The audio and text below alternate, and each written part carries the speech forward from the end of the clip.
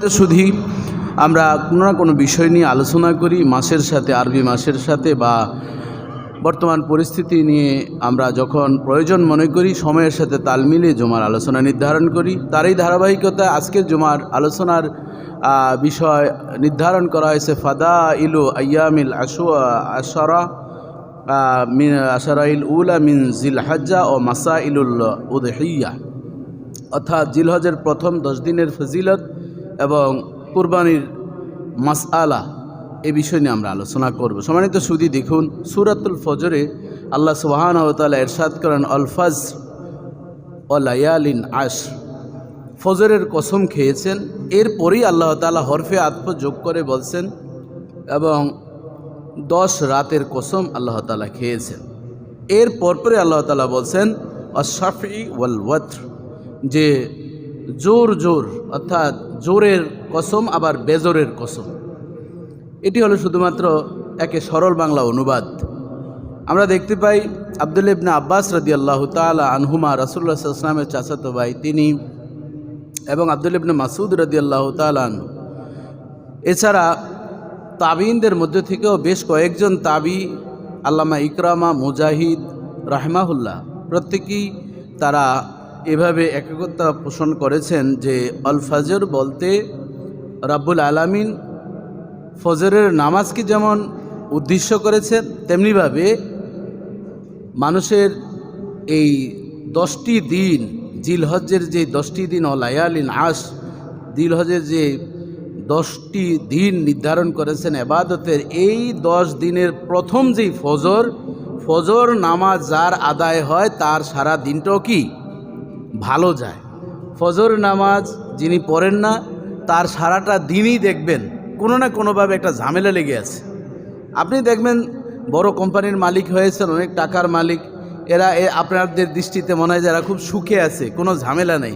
এদের একদিনের ঝামেলা না, আপনি 1 মিনিটের ঝামেলা যদি আপনি শুনেন, তখন আপনার মতন আমার মতন মানুষ স্ট্রোক করা ছাড়া আর উপায় থাকবে না। তারা অভ্যস্ত হয়েছেন, এটা তাদের নেশা, পেশা, এর সাথে কি নেশা। এই জন্য রব্বুল আলামিন সতর্ক করছেন আল ফজর, ফজরের কসম করে আল্লাহ তাআলা বলছেন যে ফজরের আলোটা যদি সুন্দর হয়, সুপ্রভাত যদি তোমার আল্লাহর মাধ্যমে শুরু হয়, আল্লাহর নাম উচ্চারণের মাধ্যমে শুরু হয়, পয়গম্বর মুহাম্মদুর রাসূলুল্লাহর ফর্মুলা অনুযায়ী তোমার যদি শুরু হয়, তাহলে তোমার বাকি দিনটা সুন্দর যাবে। জোরে জোরে বলেন সুবহানাল্লাহ। যেদিন দেখবেন ফজরের পর যখন দিন ঘনিয়ে আসে, সূর্য উদিত না হয়, তখন দেখবেন মানুষের আনমনা, কিছু মানুষের দেখবেন শরীরের সাথে মেঘাচ্ছন্ন আকাশের কিছুটা কি আছে, এই মন খারাপ ভালো মন্দ থাকার একটা কি সংমিশ্রণ আছে। এই আকাশের মন ভালো না, মানুষেরও মন ভালো না থাকে, কথা ঠিক কিনা বলেন? যেমন ধরুন আজকের এই বৃষ্টি, দুর্যোগপূর্ণ আবহাওয়া, অনেকে ছাতা লাগবে, একটু পরে যাচ্ছি মসজিদে, এই যাচ্ছি তো আবার পোশাক ভালোটা পরলে আসার সময় যদি কাদা লাগে, দিস এন্ড দ্যাট, এ ধরনের অজুহাতের কারণে দেখবেন মুসল্লি আসতেছে এই একটু গড়িমসি করে এই মসজিদের, এটা সব জায়গায়। কিন্তু আল্লাহ সুবহানাহু ওয়া তাআলা বলেন আল ফজর, ফজরের কসম, সুপ্রভাত যিনি ওয়েলকাম দিয়ে গ্রহণ করে, ও লায়ালিন আশ, আর মুহাদ্দিসিন মুফাসসিরিন ঐক্যমত পোষণ করে বলছেন জিলহজের 10টা রাতের কথা রব্বুল আলামিন এখানে উল্লেখ করেছেন এবং গুরুত্ব দিয়েছেন। কারণ ফজর আগে বলেছেন, এরপর রাতের কথা কি পরে বলেছেন। ফজর যার ভালো হয় তার বাকি দিনটাও কি ভালো হয়। এরপর রাতের কথা বলছেন, রাত আগে আসে। তাহলে জিলহজ মাসের প্রথমে দিন আগে আসে না রাত আগে আসে? রাত আগে আসে। কবে থেকে বরকত শুরু হয়েছে? বুধবার সূর্য অস্ত যাওয়ার পর থেকেই কি শুরু হয়েছে এই বারাকা। তো এই যে বারাকা শুরু হলো, এখানে একটি জিনিস দেখেন, আমরা দীর্ঘ 1টি মাস সিয়াম সাধনা করার পর আমরা ঈদুল ফিতর পাই। তেমনিভাবে রব্বুল আলামিন এখানে বুঝাচ্ছেন ও লায়ালিন আশ, এই 10টা দিন রাত তোমরা কষ্ট করার পরে তোমাদের আরেকটা ঈদ আসবে, সেটার নাম হচ্ছে কি ঈদুল আজহা। তাহলে এই 10টা রাতের কসম রব্বুল আলামিন এজন্য দিয়েছেন, এই 10 রাতে যে আল্লাহর পথে থাকবে, আল্লাহর এবাদতে কাটাবে, তাদের জন্যেই ওই কোরবানিটা যথার্থ হবে। ইব্রাহিম খলিলুল্লাহ, ইসমাইল জবিউল্লাহ এবং আমার পয়গম্বর মোহাম্মদুর রসুল্লাহর কোরবানিটা আমাদের জন্য যথার্থ হবে। জোরে জোরে বলেন সুবহানাল্লাহ। আর এবাদতও করলাম না, ফজরকেও গুরুত্ব দিলাম না, 10টা রাতের এবাদতকেও আমরা গুরুত্ব দিলাম না, এমনিতেই বড় পশু কোরবানি করব, সেটি আল্লাহ তাআলা গ্রহণ করবেন না। আপনি যতই যাই করেন, আপনার মনের ভাষণাটা, মনের অ্যাক্টিভিটিস কেউ না দেখলো, দেখেন কে? আল্লাহ। এরপর আল্লাহ তাআলা বলছেন অশফাই, জোরার কসম বলেছেন। জোরার কসম কি? যে প্রথম তারিখ থেকে তুমি কাজ শুরু করলা জিলহজের, এরপরে 10মতম দিন যখন জোরায় পরিণত হলো, 10 কি জোর না বেজোর? 10 জোর না বেজোর? জোর। এই জন্য আল্লাহ বলছেন, আবার স্পেশাল বলছেন, 10টা রাতের তোমরা গুরুত্ব দিয়েছ, অশফ গুরুত্ব দিতে দিতে গিয়ে যখন তোমরা 10মতম জোর দিনটি চলে আসবে, সেদিন তোমরা কোরবানিটা যখন করবে, ওই কোরবানির পশু জবাইয়ের সাথে সাথে আশরাফুল মাখলুকাত, সৃষ্টির শ্রেষ্ঠ মানুষের পশুত্বটাও জবাই করে দেওয়া হবে। শুধুমাত্র পশু জবাই, আমাদের পশুত্ব মনোভাব আছে না নাই? হিংস্র মনোভাব আছে না নাই? আপনি দেখবেন পশুর ভিতরে যতগুলো দুষ্গুণ আছে, মানুষের ভিতরেও তাই আছে না নাই? কুকুরের ভিতরে যেই দুষ্গুণ আছে, ইমাম গজ্জালি রহমতুল্লাহ আলাইহি, উনি তো একজন দার্শনিক ছিলেন, মুস্তাহিদ ছিলেন, তিনি বলছেন কুকুরের এমন 10টি গুণ আছে, ওই 10টি গুণ যদি কোনো মুমিন মুমিনা, মুসলিম মুসলিমা ফলো করে, তাহলে সে একজন আল্লাহর অলিতে পরিণত হয়ে যাবে। কেমন বলতে গিয়ে তিনি বলছেন, পৃথিবীর ভিতরে যতগুলো প্রাণী আছে তন্মধ্যে কুকুর হচ্ছে সবচেয়ে মনিব ভক্ত। কি ভক্ত?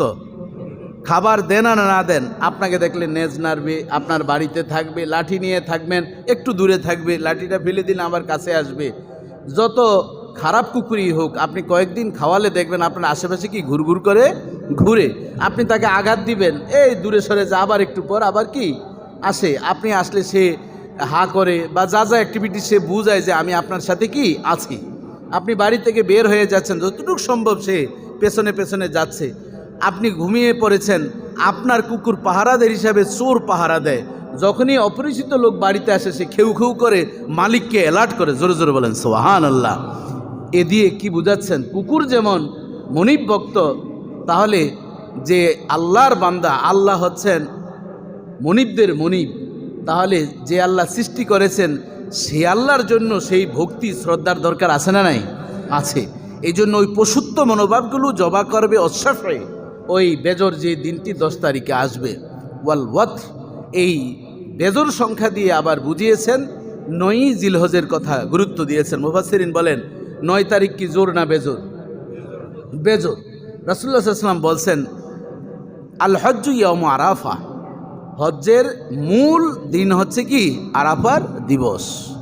এই জন্য এই আরাফার দিবসে যারা রোজা রাখবে তাদের কি ফজিলত, সে বিষয় সম্পর্কে আমি সামনে আপনাদেরকে অবহিত করব। তবে মোটা দাগে এই সূরাতুল ফজরের যে আয়াত এবং তার ব্যাখ্যামূলক অনুবাদের মধ্য থেকে আমরা এতটুকু সাবস্টেন্স পেলাম, ফজর যার ঠিক, তার বাকি দিনের কাজ কি ঠিক। নামাজে যার শান্তি, তার জীবনের সব কাজে কি? নামাজে যার তাড়াহুড়া, অশান্তি, নামাজের ত্রুটি, তার জীবনের পরতে পরতে প্রতিটি কাজের ভিতরেই কি অশান্তি, তাড়াহুড়া থাকবে।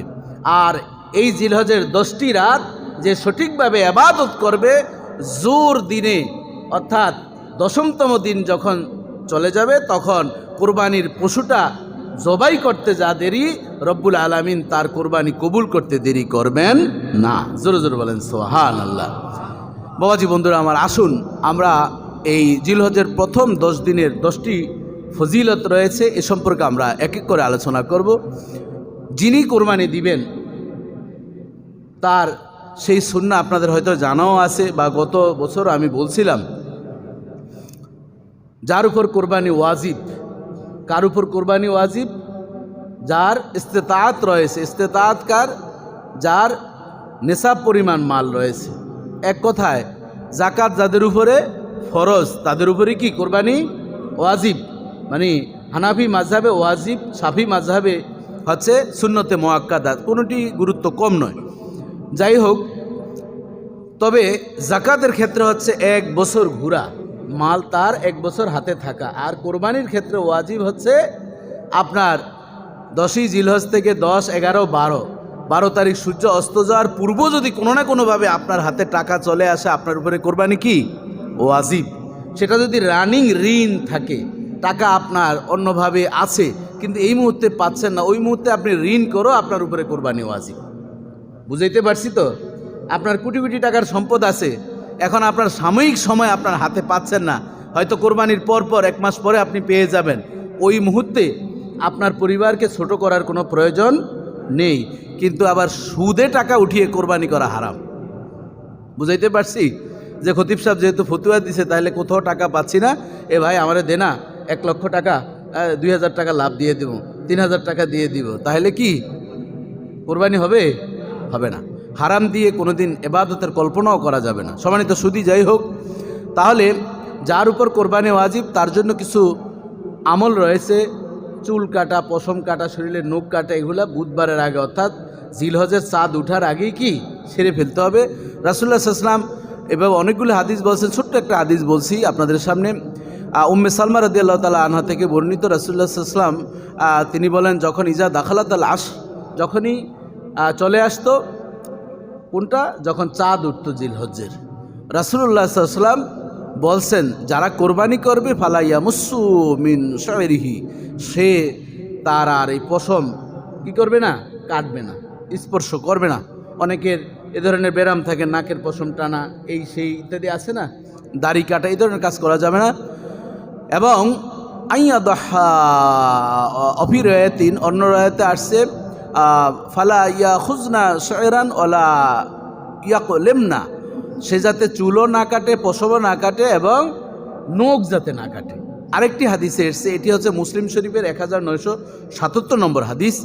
আরেকটি হাদিসে আমরা দেখতে পাই তিরমিজি শরীফের 1523তম হাদিসে এসছে, রাসূলুল্লাহ সাল্লাল্লাহু আলাইহি ওয়াসাল্লাম বলেন, ইজা রাআইতুমুল হিলালা জিলহজ্জা, যখন জিলহজ্জের চাঁদ উঠে যাবে তখন যাদের উপরে কোরবানি ওয়াজিব হবে, ফালিয়ুমসিক আন শা'রিহি ওয়া আসফারিহি, তার উচিত হচ্ছে বিরত থাকা চুল এবং নখ কাটা।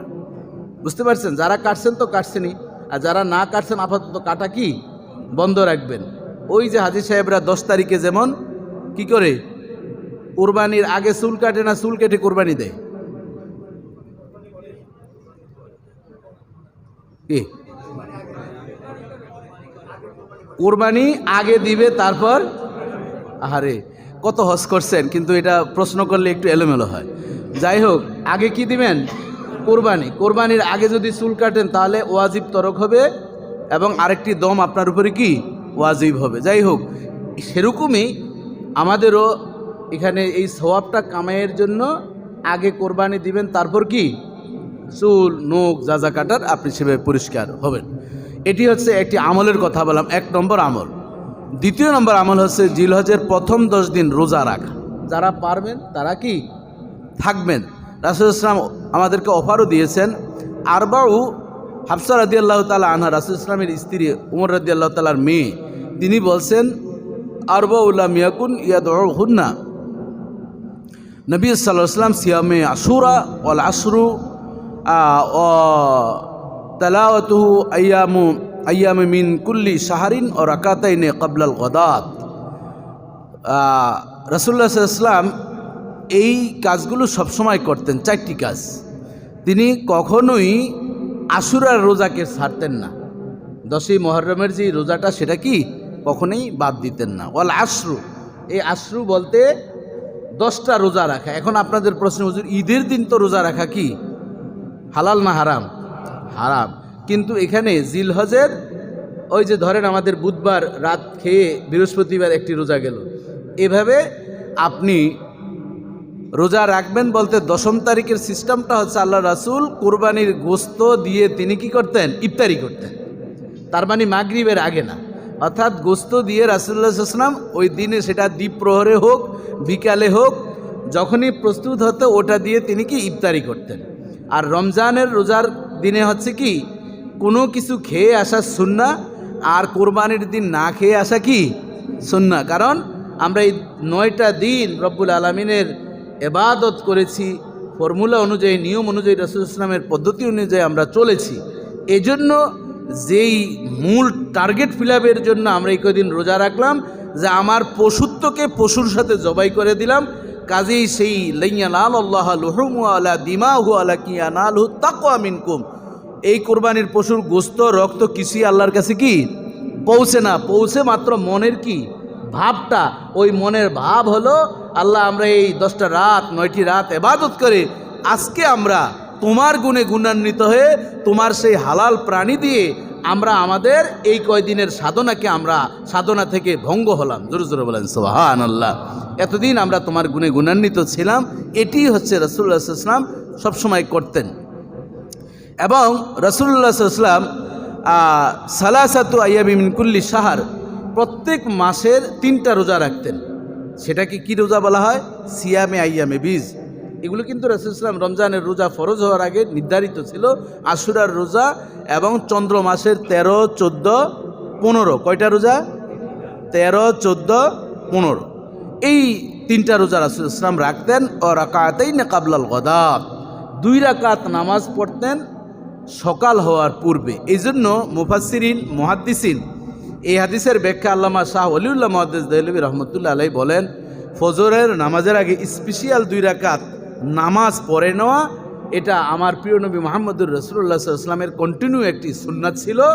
যদি কেউ এই 2 রাকাত নামাজ ফজরের আগে পড়ে নেয়, ওই সুন্নত পালন করার জন্য সারা রাত নফল ইবাদত করলে, তাহাজ্জুদ নামাজ পড়লে যেই সওয়াব রব্বুল আলামিন সেই সওয়াব উম্মতের আমলনামায় দান করবেন। সুবহানাল্লাহ, একটু আস্তে হয়ে গেছে। সুবহানাল্লাহ জোরে বলার মতন ইমোশন এখনো পান নাই, এখন বললে পাবেন। সেটা হচ্ছে আপনি ফজরের নামাজে মসজিদে আসেন কি আসেন না? যারা মসজিদে আসেন গুড অ্যান্ড ওয়েলকাম। আপনি দুখুলুল মসজিদ 2 রাকাত পড়লেন, পরে ফজরের নামাজ শুরু করার আগে আপনি যদি 2 রাকাত ফজরের সুন্নত পড়ার আগে 2 রাকাত ওই নফল নামাজ আপনি আদায় করেন, রব্বুল আলামিন সারা রাত নফল ইবাদতের সওয়াব আপনাকে দান করবেন। বিষয়টা সহজ না কঠিন? সহজ না, শুধুমাত্র জানার একটু অভাব। অথবা আপনি ঘরে নফল নামাজগুলো পড়া সবচেয়ে উত্তম। আল্লাহ রাসূল বলেছেন, লা তাজআলু বুয়ুতা কুবুরা, তোমরা তোমাদের ঘরকে কবর বানিও না। ঘরকে কি বানিও না? কবর বানিও। অনেকে আছে ঘরে কোনো ইবাদত করে না, তো আমার বিবি তো করে, আমার সন্তানরা করে, কয় না আপনারও করতে হবে, পুরুষেরও কি করতে হবে। তার মানে সব ফজরের নামাজ আবার ফরজ নামাজ সব ঘরে পড়বেন না। বুঝতে পারছেন তো? আপনি ঘরে থাকেন, যেখানেই থাকেন, এই 2 রাকাত নামাজ আজকে থেকে চালু করবেন। তার রাসূলুল্লাহ সাল্লাল্লাহু আলাইহি ওয়াসাল্লাম কয়টা কাজ কন্টিনিউ করতেন? 4টা কাজ। 1 নম্বর কাজ কি করতেন? 1 নম্বর কাজ, রাসূলুল্লাহ সাল্লাল্লাহু আলাইহি ওয়াসাল্লাম আশুরার রোজা 10ই মুহররমের রোজা তিনি রাখতেন। 2য় নম্বর কি? সিয়ামে আইয়ামে বীজের রোজাগুলো তিনি রাখতেন। এরপরে 3য় হচ্ছে এই জিলহজ্জের 9টা রোজা কন্টিনিউ তিনি রাখতেন। 10ম তারিখে কোরবানির গোশত দিয়ে তিনি কি ইফতারিটা করতেন। আবার অনেকে বলে 10 তারিখে রোজা রাখবো, আমরা ইফতারি খাবো সন্ধ্যায়। তাহলে কিন্তু আপনি গুনাহ করলেন, ছোটোখাটো গুনাহ না, এটা কবিরা গুনাহ হবে। কারণ আল্লাহ তাআলা এটা কী করছে? হারাম করছে। আপনি আগ বাড়িয়ে যদি কোনো কাজ করেন, এটার নামে Islam. Islam is the complete code of life. কেন? এটার একটা ম্যানুয়াল, এটার একটা আইডিওলজি, এটার আলাদা একটা কি রোডম্যাপ আছে, এর বাইরে কাজ করা যাবে না। কেউ মুসাফির বলেন আমার তো শরীর সুস্থ ভালো আছে, আমি পুরা নামাজ পড়ব না, আপনাকে আগ বাড়িয়ে কোনো কাজ করা যাবে না। এটির অনেক লজিক আছে। যাই হোক, তো আমরা রাসূলুল্লাহ সাল্লামের এই আমলটি ফলো করার চেষ্টা করব। রাসূলুল্লাহ সাল্লাম সবসময়ই বলতে, আম্মাজান আয়েশা রাদিয়াল্লাহু তাআলা কোন রাসূলুল্লাহ সাল্লাম ইয়াসুমু তাসাজিল হজ্জা। রাসূলুল্লাহ সাল্লাম এই যে হাদিসের ভিতরে আবার ক্লিয়ার করলেন, আবু দাউদ শরীফের 2437 নম্বর হাদিস, বাইহাকি শরীফের 4393 নম্বরের হাদিস। কারণ ওই যে যারা আরেক গ্রুপ 10টা রোজা রাসূলুল্লাহ সাল্লাম রেখেছেন, এই জন্য কোরবানির গোশত দিয়ে মাগরিবের আগে ইফতারি করবেন, ওই কোম্পানির লোকদেরকে রাসূলুল্লাহ সাল্লাম আবার ক্লিয়ার করার জন্য আরেকটি হাদিসে আম্মাজান আয়েশা সিদ্দিকা রাদিয়াল্লাহু তাআলা আনহা বলেন, রাসূলুল্লাহ সাল্লাল্লাহু আলাইহি ওয়াসাল্লাম ইয়াসুমু তাসাজিল হজ্জা। রাসূলুল্লাহ সাল্লাল্লাহু আলাইহি ওয়াসাল্লাম স্পেশালভাবে 9মতম দিনে রোজা রাখতেন। সেই রোজাটা কি? আরাফার দিনের রোজা। ওই 9টা রোজা কেউ রাখতে পারুক আর না পারুক, কিন্তু ইয়ামে আরাফার রোজা রাসূলুল্লাহ সাল্লাল্লাহু আলাইহি ওয়াসাল্লাম মিস করতেন না। এজন্য আমরা 9ই জিলহজ রোজাটা রাখবো। এটির ফজিলত রাসূলুল্লাহ সাল্লাল্লাহু আলাইহি ওয়াসাল্লাম বলেন, অন্য হাদিসে এসেছে সিয়াম ইয়াউমে আরাফা আহতাসিবু আলাল্লাহি আইয়ুকাফফারাস সানাতাল্লাতী ক্বাবলাহু ওয়াস সানাতাল্লাতী বা'দাহু। রাসূলুল্লাহ সাল্লাল্লাহু আলাইহি ওয়াসাল্লাম বলেন, আমার যে উম্মত 9 জিলহজের আরাফার দিনের রোজাটা রাখে, রব্বুল আলামিন পেছনের 1 বছরের রোজা রাখার সব তার আমলনামায় দান করে দিবেন। শুধু তাই না, জামানার পয়গম্বর বলেন as-sanatuল্লাতী বা'দাহু, এরপরে আগাম 1 বছরের অ্যাডভান্স সওয়াবও তাকে দেওয়া হয়। অর্থাৎ আগামী বছর যদি সে বাঁচে, সে যে রোজা রাখলে সওয়াব হতো, 9 জিলহজে রোজা রাখার কারণে রব্বুল আলামিন 2টি বছরের সওয়াব তার আমলনামায় দান করে দিবেন। বাবাজি বন্ধুরা আমার, অনেকে প্রশ্ন করেন, বিভিন্ন টিভির লাইভে গেলে অনেক বলেন, হুজুর 9 জিলহজ কি সৌদি আরবের যেটা 9 জিলহজ আরাফার দিন, তো সেটা বাংলাদেশে তো পরের দিন হয়। আমি তখন জবাব একটাই দিয়ে দেয়, এটি হচ্ছে উলামায়ে কেরামের লেটেস্ট মাসআলা। আপনি 2টা রোজা রাখবেন, তার মানে ওই তারিখও একটা রাখেন, এখানেও একটা রাখেন, তাহলে মনের খুঁতখুঁতি দূর করে দিবেন কে? আপনার তো এমনি আল্লাহ রাসূল কয়টা রাখতেন? 9টা একাধারে রাখতেন না? তাহলে নবীজি 9টা রাখতো, আমরা 2টা রাখলে সমস্যা আছে নাকি? অন্তত 2টা আমরা রাখি। এজন্য 8 এবং 9 সৌদি আরবের দিনও রাখেন আর এদিনও রাখেন। তাহলে ঝগড়ার, যেহেতু কোম্পানি এখন দিন দিন বাড়তেছে, ঝগড়া কোম্পানি, এই জন্যই ঝগড়া কোম্পানিতে আমার যাওয়ার দরকার নেই। আমার বিবেক একটা কোম্পানি আছে না নাই, এই পার্সোনাল কোম্পানির মেম্বার আমি হয়ে যাই। তাহলে আমার পার্সোনাল কোম্পানি আমাকে যেভাবে সে আমাকে সামনে অগ্রসর হতে দেয়, আমি সেভাবে বিবেকটাকে চালিত করলে তাহলে দিতে হবে, দিয়ে যাও, এই মিছিলের দরকার নাই। কে কি বলল, ইউটিউবের বড়টা হুজুর কি বলল, ছোট হুজুরে কি বলল, এগুলো আমার বিষয়ে আমি 2টা রোজা রাখবো। পারবেন না ইনশাল্লাহ? তাহলে একটা 8ই জিলহজ রাখবেন, আরেকটা কি 9ই জিলহজ। 2টা রাখলেন। আল্লাহ রাসূল রাখছেন কয়টা? 9টা। আমরা রাখবো কয়টা? কয়টা কম? 60টা কম। কয়টা কম? 60টা কম। তো যাই হোক, এভাবে আমরা রাখবো ইনশাআল্লাহ। তাহলে গেল 3টা বিষয়, 10টা বিষয়ের তাড়াতাড়ি শেষ করতে হবে, অনেক আলোচনা আছে। আচ্ছা, এরপরে 10 দিন তাকবীর, তাহলিল, তাহমিদ বেশি বেশি পড়া। রাসূলুল্লাহ সাল্লাল্লাহু আলাইহি ওয়াসাল্লাম আব্দুল্লাহ ইবনে উমর রাদিয়াল্লাহু তাআলা আনহু বলেন, মামিন আইয়ামিন আযামা ইনদাল্লাহ ওয়ালা আহাব্বু ইলাইহি মিনাল আমাল ফীহিন্না মিন হাযিল আইয়ামিল আশর ফাআকসিরু ফীহিন্না মিনাত তাহলিল ওয়াত তাকবীর ওয়াত তাহমিদ। জোরে জোরে বলেন সুবহানাল্লাহ। প্রিয় নবী মুহাম্মদুর রাসূলুল্লাহ সাল্লাল্লাহু আলাইহি ওয়াসাল্লাম জিলহজ্জের যখন চাঁদ উঠে যেত, জামানার পয়গম্বর এই তাকবীরটা বেশি বেশি পড়তেন, আল্লাহু আকবার, আল্লাহু আকবার, লা ইলাহা ইল্লাল্লাহু, আল্লাহু আকবার, আল্লাহু আকবার, ওয়ালিল্লাহিল হামদ।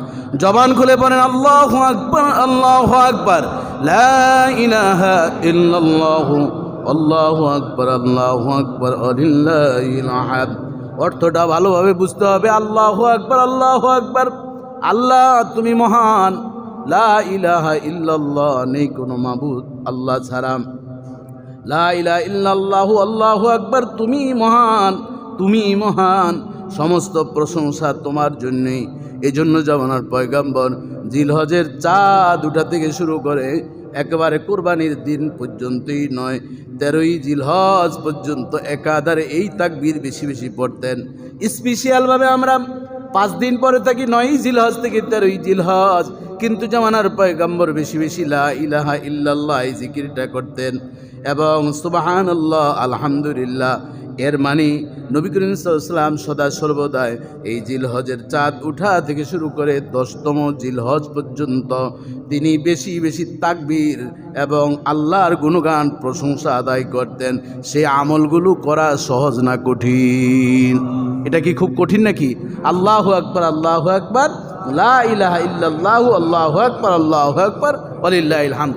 আমরা অনেকেই আছি অপেক্ষা করি 9ই জিলহজ আরাফার দিন থেকে, আরাফার দিনের ফজর থেকে 13ই জিলহজের আসর পর্যন্ত পড়ি। সেই হিসাবে আমাদের কবে হয়? আগামী বৃহস্পতিবারের ফজর থেকে মঙ্গলবার আসর পর্যন্ত। মনে থাকবে তো আপনাদের? কিবার থেকে শুরু? আগামী বৃহস্পতি, আমরা তো বারটা সহজে বুঝি। আগামী বৃহস্পতিবার ফজরের নামাজ থেকে, কারণ অনেক সময় ইমাম সাহেবরাও ভুলে যান, ভুলতেই পারেন, মানুষ তো, এই জন্য একজনে জোরে শুরু করে দেবেন। বলেন না দেখি হুজুরের একটু আটকান যায় কিনা, হুজুরে বললো না কেন, নামাজের পরে ধরতেছি। এই ধরনের চিন্তার দরকার নেই। আপনি যদি নিজে পড়েন আপনিই বেশি সওয়াবের অধিকারী হবেন, কথা ঠিক কিনা বলেন। এজন্য কাউকে আমরা ধরার দরকার নেই, আমি নিজেই জোরে শুরু করবো, আল্লাহু আকবার আল্লাহু আকবার লা ইলাহা ইল্লাল্লাহু আল্লাহু আকবার আল্লাহু আকবার লিল্লাহিল হামদ। এটা বলার উদ্দেশ্য আছে, আমরা তো বিভিন্ন মিডিয়াতে কাজ করি। একজনে ফোন করলেন, হুজুর আমাদের ইমাম সাহেব তো তাকবীর ফজরের সময় দেয় নাই। তাই আমি বললাম আপনারা ইমাম সাহেবের ভুল ধরার যেই ফলোয়ার ছিলেন তারা দিলেন না কেন? ইমাম সাহেবও দেয় না, আমরাও দিই না। তো এরকম কিছু কোম্পানির লোক আছে না নাই? তো সবাই এক কোম্পানি হবেন কেন? এখন যদি হ্যাঁ ইমাম সাহেব হুজুরও ভুলে গেছেন, আপনারাও ভুলে গেছেন, এটা আপনি পরে দিয়ে নিন জোহরের আগ দিয়ে, এটার জন্য মিটিং করার দরকার নেই, ইমাম সাহেবের আর রাখা যাবে না। এরকম কিছু আছে না নাই? ইমাম সাহেবের কামটা কি? শুধু নামাজ পড়াইব। ওই বেচারার বউ বাচ্চা সংসার দুনিয়াদারি আছে না নাই? ভুল মানুষেরই হয় নাকি ফেরেশতাদের হয়? এই জন্য নামই তো ইনসান, নাসিউন শব্দের অর্থ ভুল। আমাকে বড় বাবাই তো ভুল করছেন, এই জন্য আল্লাহ একবার নামই রেখে দিলাম ইনসান, তোরা ভুলের জাতি। সুবহানাল্লাহ বলবেন না? এই জন্য মানুষ ভুল না করলে আল্লাহ রাগ করেন। মানুষ ভুল করে আর আমার এটা দেখতেও ভালো লাগে, মাফ করতেও ভালো লাগে, এই জন্য আমার নাম গফফার। জোরে জোরে বলেন সুবহানাল্লাহ। বাবাজি বন্ধুরা আমার, তাহলে আমরা তাকবীর একজন আরেকজনকে মনে করে দিব তো। অনেক সময় আমাদের বউরা অ্যালার্ট থাকে, একসাথে বাসায় নামাজ পড়লে আপনি ভুলে গেলে তাকবীর একজন যার মনে পড়ে সে, আমাদের বাচ্চারা আছে এরকম কিন্তু এখন অ্যালার্ট হয়। তাহলে শুধুমাত্র জিলহজের প্রথম তারিখ থেকেই, শুধু 9 জিলহজ থেকে দিবে এমন না, প্রথম তারিখ থেকে আল্লাহ রাসূল দিতেন, আমরাও কি? তাহলে আজকে থেকে স্টার্ট করা শুরু হয়েছে তো। আসরের সময় ওইটা হলো নির্দিষ্ট, আর এটা হলো আপনি যত পড়বেন তত সওয়াব দিবেন কে? আল্লাহ। আচ্ছা, এরপরে 5 নম্বর হচ্ছে জিলহজের প্রথম 10 দিন 3টি গুরুত্ব কাজ। সেটা হচ্ছে কি, ওই যে আরাফার দিনে রোজা রাখবো আমরা, তারপর জুমার নামাজ আমরা পড়ে থাকি, তারপর এই ধরনের আমরা যে কাজগুলো আছে জিলহজের যতগুলো কাজ আছে, কোরবানি করা, এইসব বিষয় নিয়ে আমরা প্রস্তুতি বেশি বেশি করব। 6 নম্বরে জিকির আজকে আর বেশি বেশি করব। নফল নামাজ আমরা আগের চেয়ে একটু বাড়িয়ে দিলাম। আপনি 8 রাকাত তাহাজ্জুদের নামাজ পড়তেন, এর সাথে 2 রাকাত যোগ করলেন যে আল্লাহ নবী করিম সাল্লাল্লাহু আলাইহি ওয়াসাল্লাম এই রাতগুলোতে 10টা রাত্রে বেশি ইবাদত করতেন, এজন্য কি আমি এই 2 রাকাত একটু কি বাড়িয়ে দিলাম। আব্দুল্লাহ ইবনে মাসউদ রাদিয়াল্লাহু তাআলা বলেন, প্রতিদিন তার একটা থিম থাকতো, চিন্তা থাকতো, গতকালের চেয়ে আজকে আমার ইবাদত কম হলো না বেশি হলো। এটাকে বলা হয় ইহতিসাব। আমরা তো বুঝি শুধু ইহতিসাব শব্দের অর্থ সওয়াব নাম, হিসাব শব্দের অর্থ হচ্ছে গণিত, গণনা করা।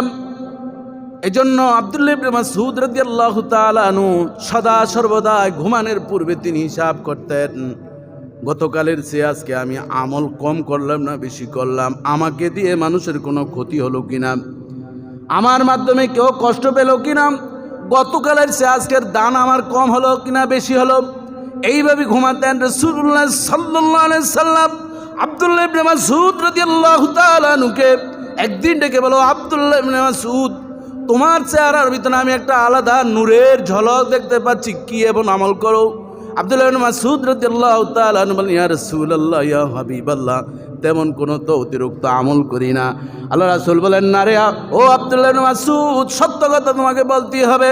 আব্দুল্লাহ ইবনে মাসউদ রাদিয়াল্লাহু তাআলা আনহু বলেন, ইয়া রাসূলুল্লাহ, ইয়া হাবিবাল্লাহ, ফাদাকা আবি ওয়া উম্মি, ইয়া রাসূলুল্লাহ, আমার মা বাবা আপনার কদম মোবারকে উৎসর্গিত হোক।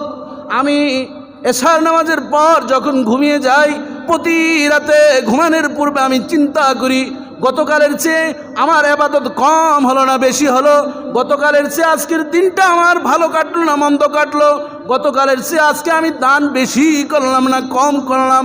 আমার প্রাণ নবী জবাব দিলেন, আব্দুল্লাহ ইবনে মাসউদ, তুমি এই হিসাব করার কারণে রব্বুল আলামিন সারা দিন যদি তোমার ভুল ত্রুটি হয়ে থাকে, এভাবে তোমাকে মাফ করতে করতে দুনিয়ার জমিনেই তোমাকে নিষ্পাপ বানিয়ে দিয়েছেন।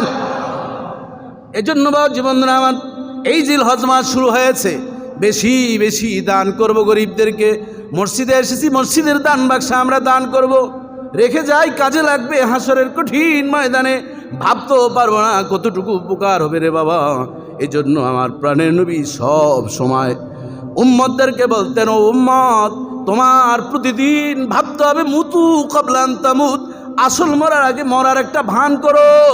মৃত্যু যখন এসে যাবে, ছেলে থাকবে না, স্ত্রী থাকবে না, ভাই ব্রাদর বন্ধু বান্ধব কাউকে আমি পাবো না, শুধুমাত্র আমার আমলই থাকবে সঙ্গী। আর নবীর সাথে যদি একটু নেটওয়ার্ক লাগাতে পারি, নবীর সাথে বেশি বেশি দুরূদ যদি পড়তে পারি, আমার সন্তান দরকার নেই, স্ত্রী দরকার নেই, আমার সম্পদের দরকার নেই। আমি যখন মরে যাব, কবরে যখন চলে আসবে, আমার প্রাণের নবী বলেন আসসালাতু আলা রাসিহি, মাথার দিক থেকে যখন মুনকার নাকির প্রশ্ন করার জন্য আসবে, ওই মুহূর্তে নামাজ এসে বলে যাবে তাকে কষ্ট দিও না, যা প্রশ্ন আমাকেই করো। আসসামান ইয়ামিনিহি, আর বাম দিক থেকে যখন, ডান দিক থেকে যখন মুনকার নাকির চলে আসবে, মাথার দিক থেকে বাধাপ্রাপ্ত হয়ে ডান দিক থেকে আসলে রোজা এসে দাঁড়িয়ে যাবে। রোজা এসে বলবে এই বান্দাকে কষ্ট দিও না। বহু বন্ধু বান্ধব তার রোজা থাকতো না, সে সব বন্ধুকে বাদ দিয়ে একনিষ্ঠতার সাথে রব্বুল আলামিনকে খুশি করার জন্য রোজা রেখেছে, যা প্রশ্ন আমাকেই করো। এমনি করে করে জাকাত চলে আসবে বাম দিক থেকে, জাকাত এসে বলবে তাকে কষ্ট দিও না। কত বন্ধু কোটি কোটি টাকা সম্পদ তার রেখে দিয়েছে গুচ্ছিত করে, ব্যাংকে রেখেছে, গরিবদেরকে দান করতো না, আল্লাহর রাস্তায় দিত না। এই বান্দা হিসাব করে করে আল্লাহর রাস্তায় দান করেছে, কাজেই তাকে কষ্ট দিও না, যা প্রশ্ন করার আমাকেই তুমি করো। এমনি করে করে জামানার পয়গম্বর বলেন জাকাত, হজ এছাড়া অন্যান্য সুন্দর আচরণগুলো পার দিক থেকে যখন পায়ের দিক থেকে মুনকার নাকির প্রশ্ন করার জন্য যাবে রে বাবা, তখন ওই হজ এবং অন্যান্য আমলগুলো সাথে সাথে মুনকার নাকিরকে প্রশ্ন করে বলবে এই বান্দাকে আর কষ্ট দিও না, এই বান্দাকে আর কষ্ট দিও না, এই বান্দাকে কষ্ট দিও না, যা প্রশ্ন আমাকেই করো। রহমাতুল আলামিন বলেন তখন রব্বুল আলামিন সরাসরি ডাক দিয়ে বলবে ফিরাশুল জান্নাহ, আমার এই বান্দাকে জান্নাতি একটি চাদর বিছিয়ে দাও, আমার এই বান্দাকে জান্নাতি পোশাক পরিয়ে দাও, আর জান্নাতের হিমেল হাওয়ার রাস্তাটা ওই বান্দার কবরের সাথে করে নাও। বাবা জীবন আমার এই জন্য প্রত্যেকটা কাজের মধ্যেই থাকতে হবে ইন্না সলাতি ওয়া নুসুকি ওয়া মাহইয়ায়া ওয়া মামাতি লিল্লাহি রাব্বিল আলামিন। আমি জুমার নামাজ পড়তে এসেছি, আমি কোরবানি দিব, আমি যা কিছু করব আমার জীবনের শুরু থেকে ইন্তেকালের পূর্ব পর্যন্ত কাকে খুশি করার জন্য করব। বাবা জীবন আমার এই জন্য রাসূলুল্লাহ সাল্লাল্লাহু আলাইহি ওয়াসাল্লাম বেশি বেশি নফল নামাজ পড়তেন, বেশি বেশি দান সাদাকা করতেন, এবং আমার নবী বলেন ইন্নী আস্তাগফিরুল্লাহ তাবারাকা ওয়া তাআলা ফি কুল্লি ইয়াউমিন মিয়াতা মাররা। আমি পয়গম্বর মুহাম্মদুর রাসূলুল্লাহ সাল্লাল্লাহু আলাইহি সাল্লাম বেশি বেশি এই জিলহজের 10 দিন তওবা পাঠ করতাম, গুনাহ নাই, তারপরও ভয় পাচ্ছি কখন যেন কাঠগড়া আটকিয়ে দেয়। আম্মা আয়েশা বলেন ইয়া রাসূলুল্লাহ ইয়া হাবিবাল্লাহ, আমি বড় ভয় পাচ্ছি, আমি বড় ভয় পাচ্ছি, আমি বড় ভয় পাচ্ছি। আপনি বলছেন হাসরের কঠিন ময়দানে কারো পোশাক থাকবে না, বস্ত্রহীন অবস্থায় উঠবে। আমি আয়েশারে দেখলি কি আপনার লজ্জা লাগবে না? পয়গম্বর চোখের পানি ছেড়ে দিয়ে বলছেন আয়েশারে হাসরের কঠিন ময়দানে এমন ভয়াবহ অবস্থা হবে, কেউ কারো দিকে তাকাবে সেই চিন্তা কারো মাথায় আসবে না। ও নবী তাহলে আপনারও কি এমন হবে? আমার পয়গম্বর জবাব দিলেন আয়েশারে আমার বিষয়টা একটু ভিন্ন, কারণ রব্বুল আলামিনের রহমত দিয়ে আমি নবীকে ডেকে রাখবে। আমার পয়গম্বর ছাড়া আর কেউ ওই রহমতের ভাগিদার হবেন না। এজন্য বাবুজি বন্ধুরা আমার গভীর মনোযোগ সহকারে এই কোরবানির বিষয়গুলো ভালো জেনে রাখবেন। এই 10টা রাত আল্লাহর কাছে বড় দামি। রাত্রে একটু দাঁড়িয়ে যায়, পৃথিবীর কোনো মানুষ আপনাকে সহযোগিতা করার প্রয়োজন নেই, সারা পৃথিবীর মানুষ শত্রুতা করবে, আমার মাওলা যদি খুশি হয়ে যায় সারা পৃথিবী একদিক, আমার আল্লাহ ওই একদিক থাকলেই চলবে। এই জন্য বাবাজি বন্ধুরা আমার প্রতি রাতে তাহাজ্জুদের অভ্যাস করবে। এমনও বউ এই মসজিদে মুসল্লি আছে আমার জানা মতে, আমার অনেক ঘনিষ্ঠ অনেক বন্ধু বান্ধব অনেক মুরব্বী আছেন যারা তাহাজ্জুদ মিস হয় না কখনো, তাদের চোখ জাগ্রত অবস্থায় আমার পয়গম্বরকে সশরীরে দেখার নসিব এখনো হয়। আপনি বলেন নবীজিরে কেমন দেখা যায়, আমার নবীর চেহারাটা জানি কেমন, ওই পর্যায়ে আপনার ক্লাস করতে হবে, ওই পর্যায়ে আপনার যেতে হবে। মনটা সব সময় উদার রাখবেন, পজিটিভ মাইন্ড হবেন, ইস্তেগফার বেশি বেশি পাঠ করবেন। এমন একটা দিন যাতে আমার অতিবাহিত না হয়, প্রতিদিন আপনি চেষ্টা করবেন 10টা টাকা হলেও যাতে আল্লাহর রাস্তায় দান করি। এমন বহু মানুষ আমি দেখেছি সারা দিন না মাসেও 10টা টাকা দান করেন, এরকম মানুষ আছে না নাই?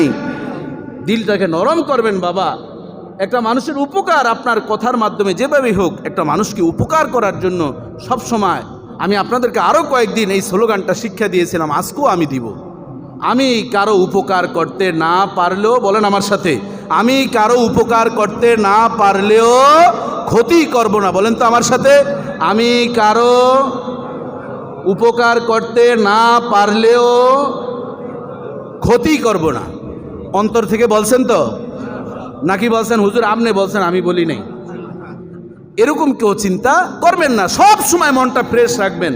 আমাকে দিয়ে যাতে কারো চাকরির ক্ষতি না হয়, আমাকে দিয়ে কেউ যাতে কষ্ট না পায়, আমাকে দিয়ে কারো কোনো বন্টনে নষ্ট না হয়, আমার কলমের খোসায় যাতে কারো বাসি না হয়, আমার ইশারায় যাতে কারো জীবন শেষ না হয়ে যায়, আমার মাধ্যমে কোনো পরিবার যাতে ধ্বংস না হয়ে যায়, আমার ইশারার কারণে কোনো ভ্রাতৃত্ব বন্ধন যাতে নষ্ট না হয়ে যায়, আমার ইশারার কারণে কারো ব্যবসা যাতে নষ্ট না হয়ে যায়। এই ইশারা একটি আঙ্গুল দিয়েছেন ব্যক্তির দিকে, আর 4টি আঙ্গুল আপনার বুকের দিকে। কথা ঠিক কিনা বলেন? এই হিসাবগুলো করার দরকার আছে না নাই? বাবাজি বন্ধুরা আমার, দেখুন এই কোরবানি আমাদেরকে সেটি শিক্ষা দেয়। ইব্রাহিম খলিলুল্লাহর জীবনে 5টা পরীক্ষা এসেছিল। এই 5টি পরীক্ষা অনেক বড় বড় কঠিন কঠিন পরীক্ষা। নিজ সম্প্রদায়ের থেকে তিনি ছিন্ন হয়ে গিয়েছিলেন ছোট্টবেলায়। এরপর দ্বিতীয় পরীক্ষা এসেছিল আগুনে নিক্ষিপ্ত হওয়া। তৃতীয় পরীক্ষা হচ্ছিল স্বদেশ ত্যাগ করা। 4র্থ নম্বর পরীক্ষা নিয়ে আমরা আমাদের আলোচনা। 86 বছর বয়সে সন্তানের জন্য উত্তাল উঠে গেল। বিভিন্ন সময় মানুষের এক একজনের এক একটা বিদেশে যাওয়ার জন্য পাগল হয়ে যায়, কেউ বিয়ে করার পাগল হয়ে যায়, কেউ চাকরির জন্য পাগল হয়ে যায়। এক একজনের এক এক রকম স্বপ্ন উঠে। 86 বছর বয়সে এই বুড়ো লোকটার হঠাৎ করে সন্তানের একটা কৌতূহল জেগে গেল। তিনি বলা শুরু করেন, রব্বি হাবলি মিনাস সালিহিন। এর আগে কোনোদিন তিনি দোয়া করেন নাই। আল্লাহ ওই দোয়াটা, নবীর দোয়াটা এমনভাবে কবুল করলেন, সাথে সাথে আল্লাহ স্ত্রীর সাথে থাকার আগেই আল্লাহ বলছেন, ফাবাশশারনাহু বিগুলামিন হালিম। আমি সুসংবাদ দিলাম শান্ত একটা ভদ্র সন্তানের। ওই সন্তান জন্মগ্রহণ করল। জন্মগ্রহণ করার পর তিনি কি করলেন? দোয়া করেন, আলহামদুলিল্লাহিল্লাযী ওয়াহাবা লি আলাল কিবরি ওয়া ইসমাঈলা ওয়া ইসহাকা ইন্না রাব্বি সামিউদ দুআ। তিনি শুকরিয়া আদায় করলেন, সমস্ত প্রশংসা আল্লাহর জন্য, যিনি আমাকে বুড়া বয়সে, তিনি দোয়া করছেন বুড়া বয়সে। কি করছেন? আলাল কেবার, ও আল্লাহ আমি তো বুড়া, এই বুড়া বয়সে তুমি, আমি দোয়া করছিলাম একটা সন্তান দিতা, তুমি আমার ইসমাইলও দিলা। আর যেই বিবির নিয়ে এতদিন সংসার করলাম, হাজেরার ঘরে হলো ইসমাইল, আর ওই বুড়া বেটির ঘরে আসলো কি? ইসহাক। চাইছি কয়টা? হয়েছে কয়টা? 2টা। এজন্য তিনি বলছে, ইন্না রাব্বি সামিউদ দুআ। আল্লাহ তুমি যে সত্যিই যে বান্দার কথা শুনো, এটা আমার এই চাওয়ার ভিতরে সেটা প্রকাশিত হয়েছে। জোরে জোরে বলেন আল্লাহু আকবার। আহারে এত আনন্দ, বুড়া বয়সের সন্তান পাইল। সন্তানটাকে 5 নম্বর পরীক্ষা। হঠাৎ করে বলতেছে, যাই পাইছো কিন্তু তোমার প্রিয় জিনিসটাকে দাও। এখন প্রিয় জিনিস কি দিবেন? তিনি স্বপ্নে দেখলেন 10টা উট প্রথম দিন দিলেন, 8ই জিলহজ, আবার 9ই জিলহজে তিনি 100টা দিলেন, কোনো কাজ হলো না। 10 তারিখে আবারও স্বপ্নে দেখতেছেন তিনি প্রিয় জিনিসকে দাও। তখন তিনি দেখলেন প্রিয় জিনিস কোনটা? সেটা হলো কি? ইসমাইল ছাড়া আর কেউ নাই। এখন সন্তানটাকে এত বছর পরে ফালাম্মা বালাগা মায়ুস সাইয়া, যখন হাঁটা চলার বয়স হলো, মুফাসসিরিন বলেন 13 কি 14 বা 11, 9 থেকে 13 এই বয়সের হলো, গিয়ে সন্তানের কাছে গেলেন, স্ত্রীর কাছে গেলেন। সন্তান দৌড়িয়ে আসলো। বিবি হাজারা বললো, এটা তোমার বাবা। বাবাকে দেখে চিনলো, আদর দেওয়া শুরু করলো। বললো, স্ত্রী গো তুমি সন্তানটাকে গুছিয়ে দাও। দিল গুছিয়ে। যাওয়ার সময় বলল, ইন্নি আরা ফিল মানাম, আমি স্বপ্নে দেখেছি তোমাকে, আন্নি আযবাহুকা, তোমাকে আমি জবাই করছি।